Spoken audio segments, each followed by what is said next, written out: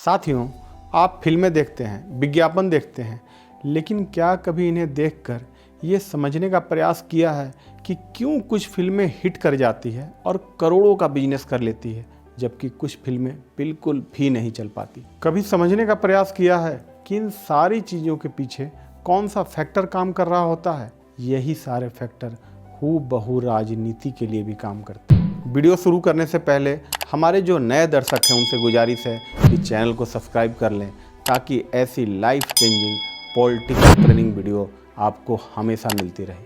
तो आइए शुरू करते हैं।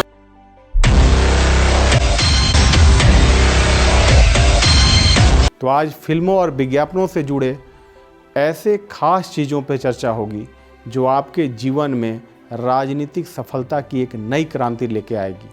चाहे आपने अभी भी राजनीति शुरू की है या फिर राजनीति में आप कुछ साल बिता चुके हैं, चाहे आपको किसी राजनीतिक पार्टी से चुनाव लड़ने के लिए टिकट चाहिए या फिर आप जनता के बीच लोकप्रिय होना चाहते हैं। और साथियों, आप सभी की जो जिज्ञासा रहती है ना, कैसे कैसे करें, तो आज आपके हर कैसे का जवाब लेकर आया हूँ।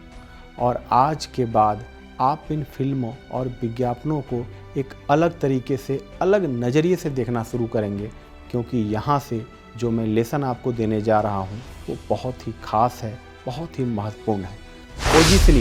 पोजीशनिंग मतलब आप लोगों के सामने खुद को कैसे पेश करना चाहते हो, कैसे पेश करना चाहते हो, क्योंकि लोगों को इस बात से कोई मतलब नहीं होता कि आप दिल के कितने साफ हो सकता है कि आपके करीबियों को, आपके आसपास के लोगों को इससे मतलब हो, लेकिन अधिकांश लोगों को इससे कोई मतलब नहीं होता। उनको मतलब होता है तो सिर्फ इस बात से कि आप उनको कैसा फील कराते हो, आपकी अपीयरेंस कैसी है। इसलिए कहा जाता है कि लोग आपके बारे में वही सोचते हैं जो आप उनके दिमाग में डालते हैं। लेकर जाना इस गोल्डन स्टेटमेंट को, लोग आपके बारे में वही सोचते हैं जो आप उनके दिमाग में डालते हैं। साथियों, इस बात को समझो कि राजनीति में आपकी मुलाकात अधिकांश उन्हीं लोगों से होती है जो आपके करीबी नहीं हैं। इसलिए आप उनको जैसा फील कराओगे वो वैसा ही आपके बारे में फील करेंगे, क्योंकि उन्हें इस बात से कोई फर्क नहीं पड़ता कि आप वास्तव में कैसे हैं। तो साथियों, फिल्मों और विज्ञापनों में भी यही होता है। वो लोगों को कैसा फील कराते हैं, इस बात पर ये निर्भर करता है कि वो कितने हिट होंगे या फ्लॉप होंगे।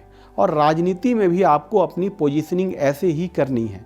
और जो ट्रिक अपनाकर ये फिल्में या विज्ञापन लोगों पे अपना प्रभाव डालने में सफल होती है, वही ट्रिक आपको भी अपनाना है, क्योंकि आखिरकार आपको भी लोगों को ही प्रभावित करना है। और यहाँ जो मैं 3 ट्रिक आपको देने जा रहा हूँ वो 3 सवाल के फॉर्म में है, जिनका जवाब यदि आपने ढूंढ लिया तो समझो राजनीतिक सफलता की आधी जंग जीत ली। पहला सवाल, विच टाइप ऑफ पीपल, आप किसके लिए राजनीति करना चाहते हो? युवाओं के लिए, महिलाओं के लिए, किसी खास वर्ग के लिए, किसी खास मुद्दे के लिए? तो चलिए यहाँ उदाहरण लेते हैं एक विज्ञापन का और समझते हैं कि इस सवाल का जवाब कैसे ढूंढा जाए। Thums Up versus Coca Cola, ये दोनों ब्रांड एक ही कंपनी के हैं, ये दोनों कोल्ड ड्रिंक्स ही हैं, पर इनकी पोजीशनिंग में आप देखो ज़मीन आसमान का फ़र्क है। थम्स अप चाहे यूथ ओरिएंटेड है, इसका ऐड सुना है ना, आज कुछ तूफानी करते हैं। तूफान सबके अंदर होता है, बस ढक्कन हटाने की देर है। Youth oriented. और कोका कोला, इनका ऐड कैसे आता है? ओपन हैप्पीनेस, खुशियाँ बांटो। ओए, फैमिली मिस कर रहा है मतलब?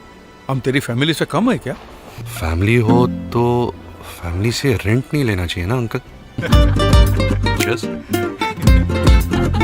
मतलब फैमिली ओरिएंटेड। ये दोनों कोल्ड ड्रिंक्स होने के बावजूद अपनी पोजीशनिंग कैसे अलग अलग कर रहे हैं, अलग अलग टाइप के लोगों को टारगेट करके।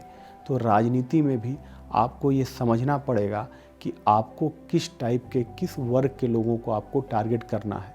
आपको युवाओं को टारगेट करना है या किसी खास मुद्दे को लेकर टारगेट करना है, कैसे आपको अपनी राजनीति को आगे बढ़ानी है, इस बात को आपको समझना पड़ेगा। दूसरा सवाल, विच टाइप ऑफ इमेज, आपको अपनी इमेज कैसी बनानी है?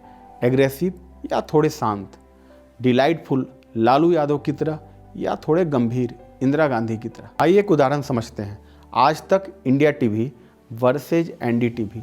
आज तक और इंडिया टीवी स्पीड बेस्ड हैं, फटाफट न्यूज, ब्रेकिंग न्यूज, ये इस कॉन्सेप्ट पे काम करते हैं कि लोगों तक जल्दी जल्दी न्यूज कैसे पहुंचाया जाए। जबकि एनडीटीवी का जो कॉन्सेप्ट है वो एनालिसिस बेस्ड है। वो कहता है न्यूज आ जाने दो, फिर हम उसकी एनालिसिस करेंगे।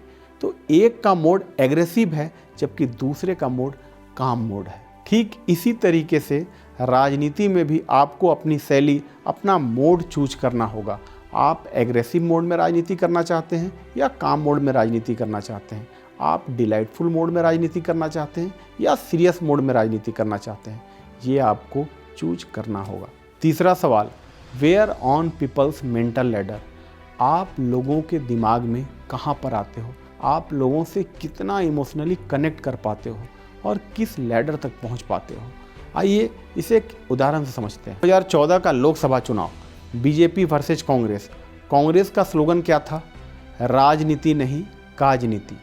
जबकि बीजेपी का स्लोगन क्या था? अच्छे दिन आने वाले हैं। आप इन दोनों स्लोगन को बाइफरकेट करो और समझो कि कौन सा स्लोगन लोगों को ज़्यादा इमोशनली कनेक्ट कर पाएगा। एक और उदाहरण देता हूँ, पंजाब विधानसभा चुनाव 2017। पंजाब के लोग अमरिंदर सिंह को महाराजा कह के बुलाते थे और आम आदमी पार्टी ने इसी बात का फ़ायदा उठाना शुरू किया और आम आदमी वर्सेज महाराजा का एक युद्ध चला दिया। ये युद्ध आगे बढ़ता जा रहा था और कई राजनीतिक विश्लेषक तो ये तक मानने लगे थे कि अब कांग्रेस को इसका बहुत बड़ा नुकसान होगा। तभी कांग्रेस ने एक रणनीति अपनाई और एक स्लोगन दिया, पंजाब द कैप्टन। कैप्टन मतलब एक मजबूत लीडर। अब महाराजा के उनके इमेज को एक मजबूत लीडर के इमेज में कन्वर्ट कर दिया गया। पहले जहां लोग उनसे इमोशनली डिटैच हो रहे थे, अब लोग उनसे इमोशनली कनेक्ट होने लगे। तो ये फ़र्क आता है जब आप लोगों के मेंटल लैडर पे, अपर लेवल पे शिफ्ट करते हो। चलिए साथियों, वीडियो को समराइज करते हुए अब आते हैं कॉल टू एक्शन पे। आप समाज के किस वर्ग को लेकर राजनीति करना चाहते हो, किस मुद्दे को लेकर राजनीति करना चाहते हो, उस मुद्दे को ज़्यादा से ज़्यादा जानने और समझने का प्रयास करो। इस बात पे लगातार चिंतन करो कि कैसे इस मुद्दे का समाधान निकाला जा सकता है। अगर किसी राज्य में या किसी देश में पहले इस तरीके का कोई मुद्दा आया है और उसका कोई समाधान निकाला गया है, तो आप उसे एक केस स्टडी के रूप में यूज कर सकते हो और आप उस समाधान को यहाँ अपने लिए कैसे उपयोग में ला सकते हो। आप इस चीज़ पर जितना फोकस्ड होकर काम करोगे, आपकी राजनीतिक तरक्की उतनी ही ज़्यादा होगी। आपको कौन सी शैली सूट करती है, ये समझने का प्रयास करो। एग्रेसिव या थोड़ा कूल, मुस्कुराते रहने वाला या थोड़ा गंभीर, जो भी शैली आपको सूट करती है उस शैली को और विकसित करो। कभी भी किसी को कॉपी करने की कोशिश मत करना। राजनीति में चाहे आप जिस भी लेवल पे काम कर रहे हो, लोगों को इमोशनली कनेक्ट करने की कोशिश करो, क्योंकि राजनीति इन्फॉर्मेशन पे नहीं, इमोशन पे चलती है। तो राजनीति में आप जितना इमोशनल इंटेलिजेंट बन पाओगे, आपकी राजनीतिक तरक्की उतनी ही ज़्यादा होगी। वैसे मैं एक कोशिश भी करूँगा कि इस विषय पर और वीडियोज़ लेके आऊँ कि आप कैसे इमोशनल इंटेलिजेंट बने, कैसे आप लोगों से इमोशनली कनेक्ट हों। तो चलिए साथियों, आज के लिए इतना ही। मिलते हैं अब अपनी अगली वीडियो में एक नए राजनीतिक सीख के साथ। तब तक के लिए नमस्कार, धन्यवाद।